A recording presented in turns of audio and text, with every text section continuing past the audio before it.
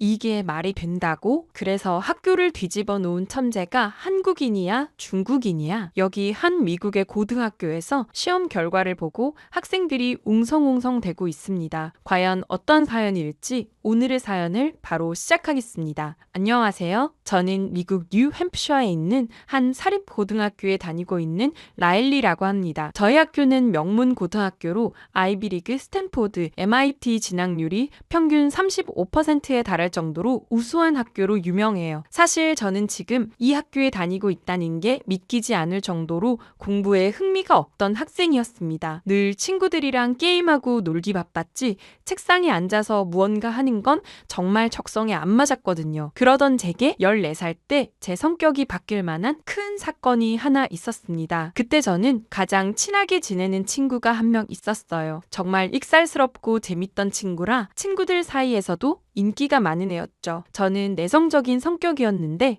그 친구와 단짝이 되면서 성격도 많이 밝아지고 외향적으로 변하기도 했어요. 저희 둘은 영혼의 단짝처럼 꼭 붙어 다니며 모든 걸 함께하는 사이였습니다. 그런데 어느 날 부모님께서 믿기 어려운 말을 하셨습니다. 그 친구가 갑자기 쓰러져 병원에 입원했다는 거예요. 처음엔 가벼운 빈혈이나 작은 사고가 났겠거니 했는데 알고 봤더니 친구는 암에 걸렸습니다. 그때 친구 병문안에 가서 얼마나 충격을 받았는지 모르겠어요. 고작 14살밖에 안 된 조그만 여자아이가 온갖 장비를 끼고 누워있는데 갑자기 모든 게 허무해졌습니다. 얼마 전까지만 해도 저와 자전거를 타며 아무 걱정 없이 놀던 친구였는데 혹시 친구가 죽을 수도 있다는 생각이 들었고 그 일은 제게 큰 충격으로 다가왔어요. 그땐 너무 슬퍼 학교에도 가지 않고 일주일을 방에 틀어박혀 있을 정도로 심한 우울증을 앓았습니다. 노는 것도 게임하는 것도 다 무의미하게 느껴졌죠. 친구가 아프고 나서 저는 다시 어두운 성격으로 변했어요. 마지막으로 면회 갔을 때 친구가 제게 네가 의사가 돼서 내 병 나중에 고쳐줘 라며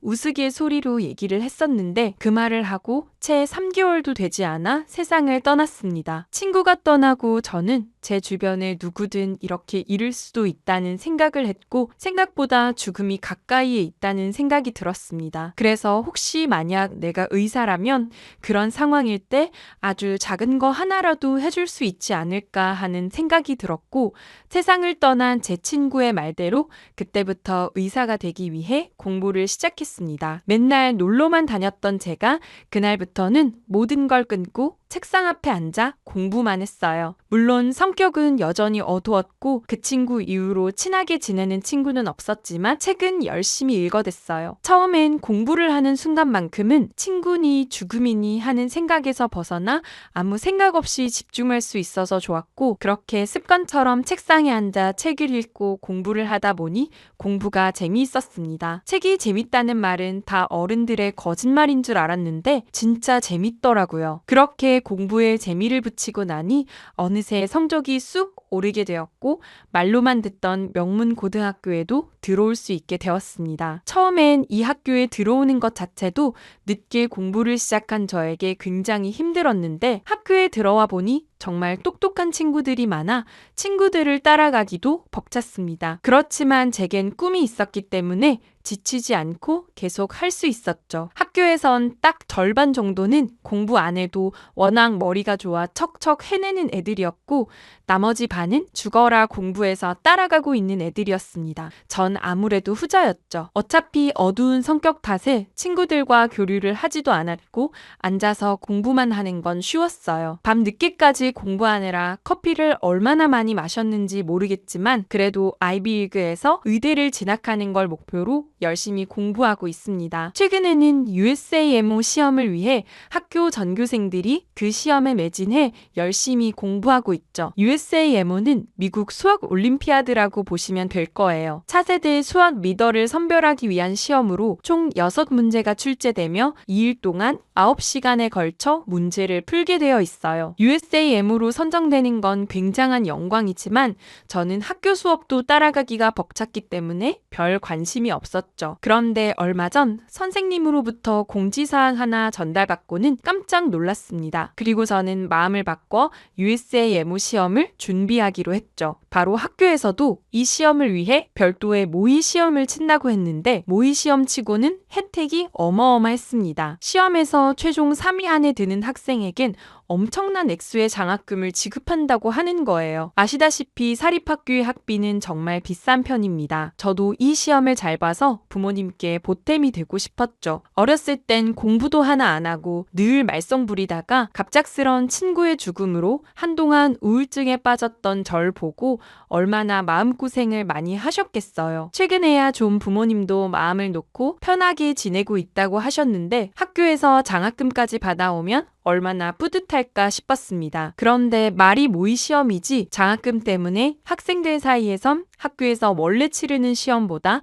더 관심이 많았습니다. 너도 나도 이 시험을 잘 봐야겠다고 평소보다 공부 시간을 늘려 학교 도서관이 북적거렸습니다. 과연 내가 될까 걱정되면서도 부모님을 생각해서 더 열심히 공부했어요. 드디어 첫 1차 시험날 평소보다 훨씬 긴장하며 시험을 치렀습니다. 1차 시험을 치고 30%가 2차 시험에 응시할 수 있었습니다. 말이 30%지 이렇게 공부 잘하는 아이들 사이에서 절반에 드는 것도 굉장히 어려운 일인데 30% 안에 들어야 하다니 발표날까지 긴장을 늦출 수 없었습니다. 드디어 결과 발표날 조마조마하며 결과를 기다리는데 기적적으로 저도 등수 안에 들어 2차 시험에 응시할 수 있었습니다. 그런데 1차 시험 발표 후 학생들 사이에선 엄청난 소문이 하나 돌았습니다. 괴물 같은 실력의 동양인이 1등을 차지했는데 2등과 점수 차이가 어마어마하다고 했죠. 이번 문제는 선생님들이 일주일간 고심하며 만든 문제라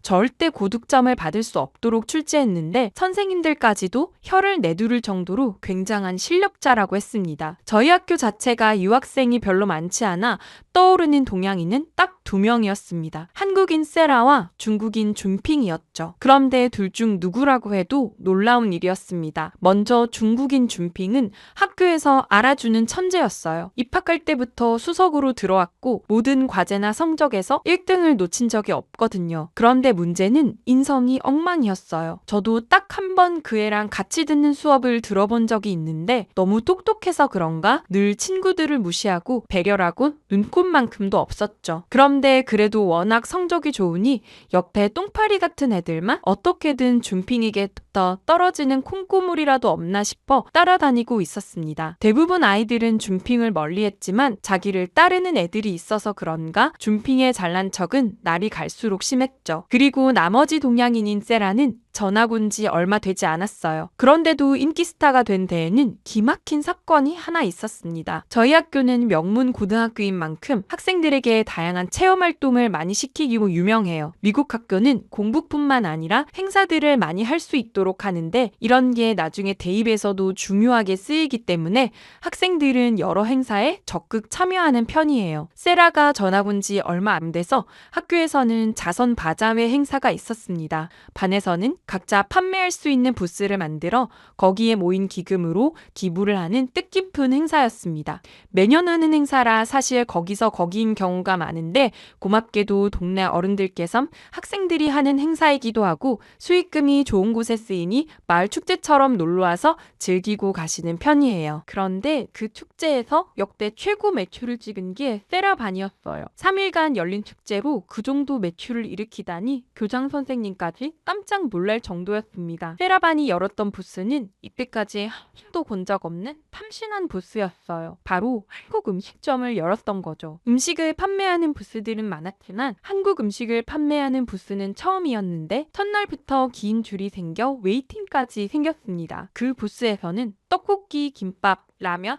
순대 이렇게 팔았는데 심지어 부스 운영을 해야 하는 다른 반 친구들까지도 그 반에 몰래 줄을 서기도 했어요. 저희 부모님도 가보시고는 순대는 처음 먹어봤는데 쫄깃하니 떡볶이랑 정말 잘 어울리더라고 하시며 배가 불렀지만 모든 메뉴를 다 시켜서 맛봤다고 하셨어요. 아무튼 그 모든 아이디어는 세라가 냈었고 음식뿐 아니라 부스에서 흘러나오는 케이팝부터 부스 디자인까지 전부 책임지고 운영했다고 했습니다. 이걸 처음 해보는 학생이 만든 게 맞는 건가 싶을 정도로 완벽한 부스였죠. 아무튼 그 일이 있은 후로 세라는 학교에서 인기 스타가 되었어요. 세라는 저를 모르지만 학교 학생이라면 모두 세라를 알고 있죠. 물론 세라가 부스를 선봉적으로 운영하긴 했지만 설마 이번 모의 시험까지 1등을 했을까 싶어 대부분 친구들은 중국인 균핑이 아마 1등일 거라 예측했습니다. 그런데 결과가 발표난 다음날 학교에서 이상한 공지가 하나 내려왔습니다. 갑자기 대회 규정이 바뀌어 계산기를 사용할 수 있게 되었습니다. 원래는 미국 학교에선 선생님에 따라 계산기를 사용할 수 있게 하는 경우가 많은데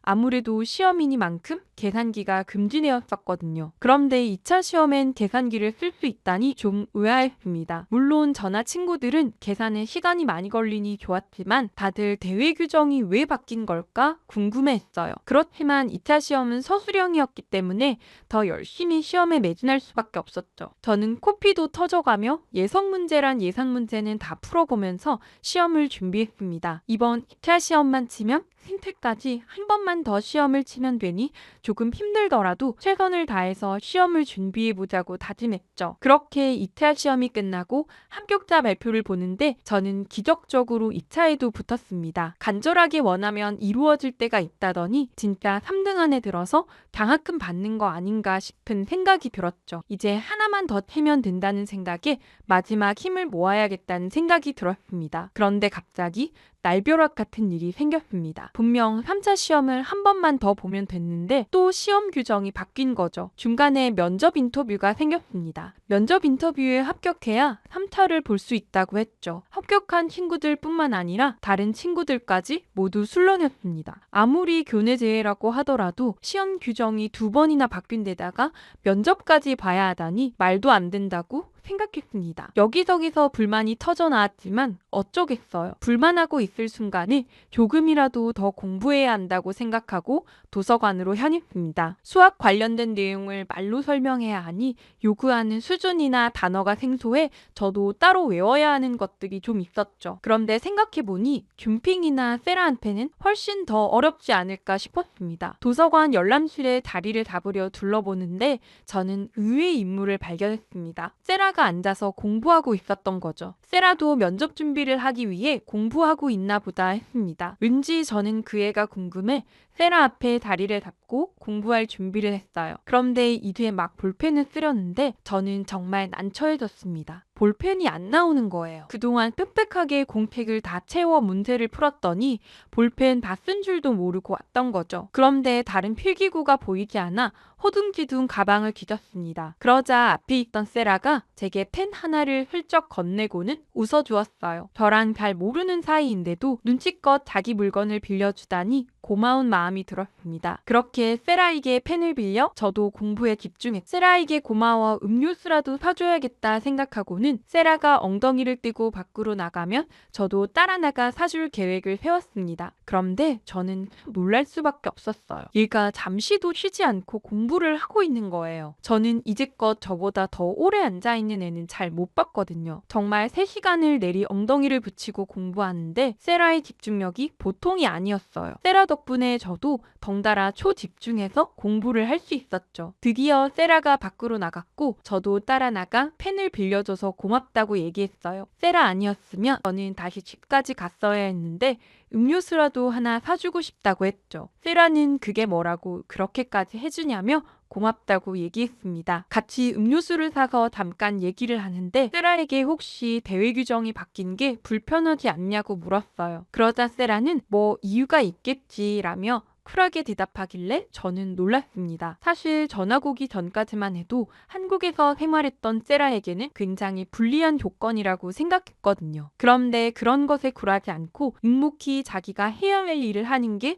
좀 멋있다고 느꼈죠. 그렇게 세라와 대화하고 함께 늦게까지 공부하고 헤어졌어요. 집으로 돌아오는 길에 세라와 했던 대화를 떠올렸습니다. 사실 다른 친구와 이야기하는 건 되게 실로 오랜만이었어요. 제 친한 친구가 그렇게 되고 나서부터 저는 공부만 하고 다른 친구와 대화다운 대화를 해본 적이 없거든요. 처음엔 누군가와 친하게 되면 그 친구를 잃어버리는 것만 같아 다른 친구와 가까이 할 수 없었습니다. 그게 익숙해지니 점차 친구들도 저와 거리를 두었고 저도 딱히 친구를 만들어야겠다는 생각을 하지 않았어요. 그런데 오늘 세라 덕분에 도서관에서 지치지 않고 공부할 수 있었다는 생각이 들었습니다. 세라가 열심히 하는 모습을 보면서 저도 따라 열심히 할 수 있었고 세라와 함께 음료수를 마시며 기분 전환을 할 수 있었어요. 함께 마음을 나눈 친구가 생긴다는 건 이렇게 좋은 일이었는데 그동안 제가 스스로를 너무 외롭게 만들었나 싶은 생각이 들었죠. 세라는 참 따뜻하고 좋은 아이여서 친하게 지낼 수 있으면 좋겠다고 생각했습니다. 그렇게 3차 시험을 치르기 전 말도 안 되는 규정 변경으로 면접 시험을 보게 되었습니다. 저와 같이 면접을 보는 팀 중에는 균핑도 있었죠. 면접은 4명이 동시에 같은 문제 2개를 받고 답변을 구상할 시간이 10분 주어진 후 면접관인 선생님들 앞에서 문제에 대한 질의응답을 하는 형식이었습니다. 면접 문제를 받아들고 저를 포함한 나머지 2명은 모두 답변을 생각하기 바빴어요. 예상대로 어려운 문제 한 문제에 평이한 문제 한 문제가 있었죠. 그런데 저는 고개를 돌려 잠깐 줌핑을 봤는데 정말 희한했습니다. 줌핑은 그닥 급하지가 않더라고요. 소문대로 워낙 똑똑해서 이런 문제는 생각도 안 해도 되는 건가 싶었습니다. 그리고 막상 면접관 앞에서 답변을 얘기하는데 줌핑은 마치 답안지처럼 답을 술술 읊었습니다. 면접관인 선생님도 그걸 보는 친구들도 모두 놀랐죠. 쟤는 진짜 천재였구나 싶고 이번엔 나도 떨어지겠다 생각했어요. 그렇게 면접 시험을 마무리하고 세라를 만났습니다. 세라는 잘 본 것 같은 표정이었는데 죽상인 제 얼굴을 보고 괜찮냐고 물어봐줬어요. 저는 아무래도 난 여기까지인 것 같다며 너무 긴장해서 버벅대고 실수도 많이 했다고 얘기했죠. 세라는 결과가 나와봐야 아는 거 아니냐며 저를 위로해줬고 막상 세라는 침착하게 굉장히 답변을 잘 얘기한 것 같았습니다. 역시나 면접 결과 저는 떨어졌어요. 그런데 믿기 힘든 사실이 하나 있었습니다. 그 시험에 또 떨어졌던 거였어요. 세라는 분명 답변을 잘한 것 같았는데 의아했습니다. 세라는 다른 친구들이 자기보다 더 잘했나 보다며 괜찮다고 얘기했지만 좀 씁쓸한 눈치였어요. 그런데 면접 합격자 발표 다음날 학교에 경찰이 들이닥쳤습니다. 경찰은 교무실로 가 선생님들의 컴퓨터를 모두 가져갔. 이런 황당한 일이 갑자기 왜 일어났나 봤더니 이번 시험에 부정행위가 있었다고 했습니다. 추후 알게 된 경찰의 수사 결과는 충격적이었어요. 학교의 중국인 재난 이사장이 준핑의 고모부였고 준핑과 준핑의 친구들을 합격시키기 위해 대회 규정을 계속 바꾸었고 심지어는 면접 문제까지 유출했다고 했습니다. 게다가 그간 준핑이 수석 입학을 했던 것부터 모든 시험에 1등을 할 수 있었던 것도 다 재단 이사장인 고모부 덕분이라고 했죠. 어쩐지 면접 시험을 칠 때 준핑이 준비를 하나도 안 했는데도 불구하고 답을 술술 읊었는데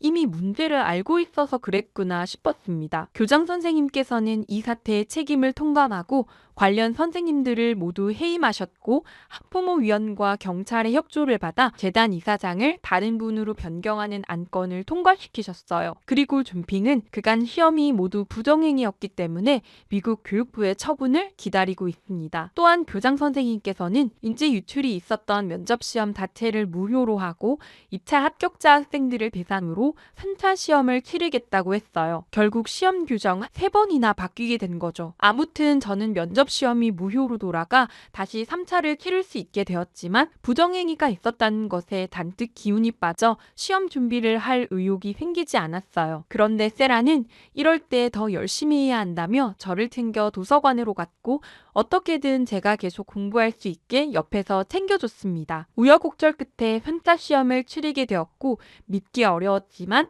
저는 최종 3인이 들 수 있었어요. 물론 세라도 말이죠. 알고 봤더니 1차 시험 끝나고 고득점으로 통과한 동양인이 세라였더라고요. 선생님들은 공정성을 위해 시험이 다 끝나고 나서야 말씀해 주셨어요. 세라는 정말 대단한 친구라고 생각했죠. 그렇게 학교에서 장학금을 받게 되어 저희 부모님께 말씀드렸더니 부모님은 은둔형 외톨이처럼 지대 박혀 우울하게 지냈던 제가 학교에 잘 다니는 것도 고마운 일인데 장학금까지 받아오다니 정말 기특하다며 눈물을 흘리셨어요. 저도 죄송하고 감사한 마음에 앞으로 그럴 일 없을 거라며 친한 친구도 생겼다고 했죠. 부모님께서는 되게 친한 친구가 생겼다는 말에 더 놀라신 듯 했어요. 그간 늘 혼자 공부만 하던 제가 안쓰러웠는데 정말 축하한다며 언제 한번 친구를 집에 초대하라고 안 그래도 저는 시험 끝난 기념으로 세라 집으로 가기로 되어 있었는데 그 후에 초대하겠다고 말씀드렸어요. 세라 집으로 놀러 가기로 한 날 아침 저는 현관문을 보고 깜짝 놀랐습니다. 꽃이며 과일이며 온갖 선물이 현관 앞에 놓여 있었죠. 새 친구가 생겼다는 저를 보고 부모님께서 갖다 드리라며 챙겨주신 거였어요. 도저히 혼자 못 들고 갈 정도로 짐이 많았습니다. 그렇게 세라 집으로 들어갔는데 저는 문을 열자마자 당황스러웠습니다. 세라는 한국에서는 신발을 벗고 생활한다며 신발장에 신발을 넣고 들어오라고 했습니다. 늘 신발을 신고 생활했던지라 정말 낯설었지만 세라의 말대로 했어요. 한국 사람들은 정말 실내에서는 신발을 벗고 생활한다던데 과연 세라 집 바닥은 배위석으로 깔끔했습니다. 생각해보면 오히려 이게 맞는 건가 싶은 생각도 들었어요. 세라 부모님께서는 무슨 선물을 이렇게 많이 챙겨왔냐며 다음에 우리도 그대로 보내야겠다고 꼭 고맙다는 말을 전하라고 신신당부를 하셨어요. 꼭 제가 세라한테 음료수를 사줬을 때 같았죠. 그러고는 얼른 밥부터 먹으라며 식탁으로 오라고 하셨습니다. 저는 점심을 먹고 온 지 얼마 안 됐다고 말씀드렸는데도 소용이 없었어요. 집에 누가 오면 꼭 뭘 먹여야 되는 게 우리 엄마 특징이라며 세라가 저를 데리고 식탁으로 갔습니다. 식탁에는 정말 매워 보이는 음식이 놓여 있었습니다. 너무 맵진 않을까 좀 거부감이 들었어요. 세라는 이거 먹고 우리 집에 맨날 오겠다는 애들이 한둘이 아니라며 하나도 안 매우니 먹어보라고 했습니다. 세라는 양념치킨이라는 건데 닭을 튀겨서 빨간 양념옷을 입힌 거라고 했죠. 저는 매운 걸 잘 못 먹어서 조심스럽게 한 입 먹어보고는 눈이 번쩍 뜨였어요. 맵기보단 달콤하고 고소한 게 점심을 분명 먹었는데도 얼마든지 더 먹을 수 있을 것만 같았습니다. 이런 음식을 언제든 먹을 수 있는 세라가 부러웠죠. 그렇게 저는 세라와 단짝이 되었고 놀 땐 놀고 공부할 땐 또 공부하는 절친한 사이가 되었습니다. 마음을 나눌 수 있는 친구가 있다는 건 참 좋은 일이더라고요. 저와 세라는 서로에게 힘이 돼주며 아이비리그를 목표로 같이 열심히 공부하고 있어요. 대학 합격하고 나면 한국에도 같이 놀러 가자며 얘기도 했죠. 세라처럼 좋은 친구가 생겨서 매일매일 즐겁게 보내고 있습니다. 그럼 저는 과제를 해야 해서 여기서 이만 줄이겠습니다. 오늘 라일리의 사연 어떻게 들으셨나요? 어린 나이에 친구를 잃은 경험을 한 라일리에게 우리 한국인 세라가 참 따뜻한 우정을 다시금 일깨워준 것 같습니다. 친구가 없는 인생이란 황무지 같은 것이며 친구가 있으면 인생의 기쁨이 더욱 커지고 슬픔도 나눌 수 있다는 말이 있습니다. 불행한 일에 당했을 때 우정은 의지할 곳이 되며 마음을 위로해주는 안식처가 된다고들 하죠. 서로가 서로에게 안식처 같은 좋은 우정을 키워나갔으면 하네요. 마음이 따뜻해지는 사연이었습니다. 다음에도 마음 따뜻한 사연으로 돌아오겠습니다. 구독, 좋아요 잊지 않으셨죠? 끝까지 들어주셔서 감사합니다. 또 뵙죠. 이상 감동필름 김수정이었습니다.